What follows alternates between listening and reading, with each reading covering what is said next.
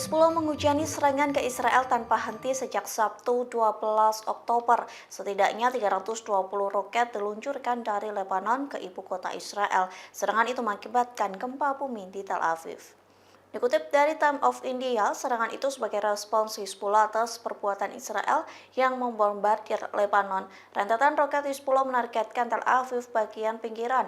Dalam serangan itu, setidaknya 320 roket kamikaze Hizbullah meluncur dan menghantam ibu kota Israel. Hal senada juga disampaikan militer Israel yang menyebut laporan roket Hizbullah diluncurkan. IDF menyebut rentetan roket itu ditujukan ke Israel selama Yom Kippur atau hari suci bagi agama Yahudi yang merupakan hari penebusan dosa. Namun militer Israel mengklaim berhasil mencegat sebagian besar rudal tersebut. Meski begitu, klaim Israel tak sebanding dengan kerusakan parah yang terjadi di Tel Aviv. Bahkan beberapa bangunan hancur akibat roket kamikaze dari Lebanon.